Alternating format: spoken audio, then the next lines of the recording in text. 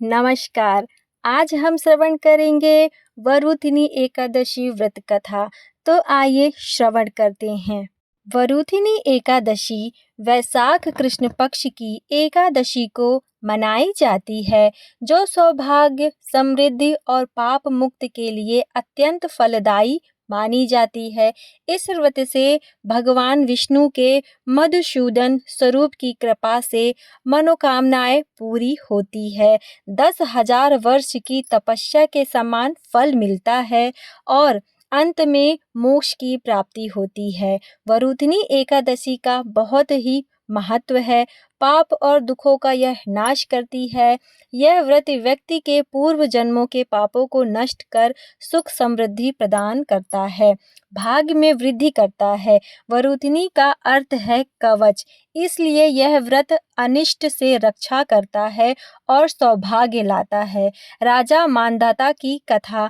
मान्यता है कि इस व्रत के प्रभाव से राजा मानधाता का भालू द्वारा खाया गया पैर वापस आ गया था और उन्हें स्वर्ग की प्राप्ति हुई थी। दान का विशेष महत्व है। इस दिन प्यासों को पानी पिलाना, तिल दान करना और अन्य दान पुण्य करने के विशेष फल मिलते हैं। वराह अवतार की पूजा। इस दिन भगवान विष्णु के वराह अवतार की पूजा की जाती है, जिससे मानसिक और शारीरिक कष्ट दूर होते हैं। इस दिन उपवास रखकर रात्रि जागरण करना और अगले दिन द्वादशी को अन्नदान करने से अटूट पुण्य की प्राप्ति होती है। आइए जानते हैं विस्तार से वरुथिनी व्रत की कथा। दोस्तों, कथा प्रारंभ करने से पूर्व आप कमेंट बॉक्स में राधे राधे या श्री नारायण अवश्य लिख दीजिएगा। तो आइए प्रारंभ करते हैं। धर्मराज युधिष्ठिर बोले, हे भगवान, मैं आपको नमस्कार करता हूँ।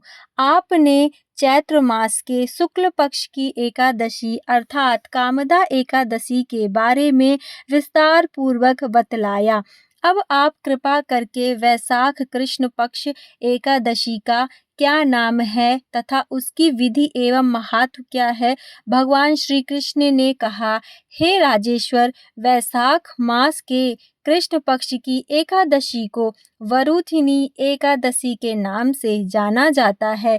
यह सौभाग्य देने वाली, सब पापों को नष्ट करने वाली तथा अंत में मोक्ष देने वाली इसकी महत्व कथा है। आपसे मैं कहता हूँ वरुथिनी एकादशी व्रत की कथा। प्राचीन काल में नर्मदा नदी के तट पर मानधाता नामक राजा राज्य करते थे। वह अत्यंत दानशील तथा तपस्वी थे। एक दिन जब वह जंगल में तपस्या कर रहे थे, तभी ना जाने कहां से एक जंगली भालू आया और राजा का पैर चबाने लगा। राजा पूर्ववत अपनी तपस्या में लीन रहे। कुछ देर बाद पैर चबाते चबाते भालू राजा को घसीट के जंगल के पास ले आया। राजा बहुत घबराया, मगर तापस धर्म अनुकूल उसने क्रोध और हिंसा ना करके भगवान विष्णु से प्रार्थना की। करुण भाव से भगवान विष्णु को पुकारा। उसकी पुकार सुनकर भगवान श्री हरि विष्णु प्रकट हुए और उन्होंने कहा, भालू को मार डाला। राजा का पैर भालू पहले ही खा चुका था। इससे वत्स शोक मत करो। तुम मथुरा जाओ और वरुथिनी एकादशी का व्रत रखकर मेरी वराह अवतार मूर्ति की पूजा करो।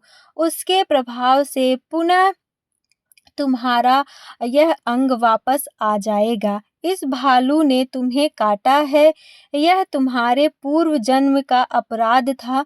भगवान की आज्ञा मानकर राजा मानधाता ने मथुरा जाकर श्रद्धा पूर्वक वरुथिनी एकादशी का व्रत किया।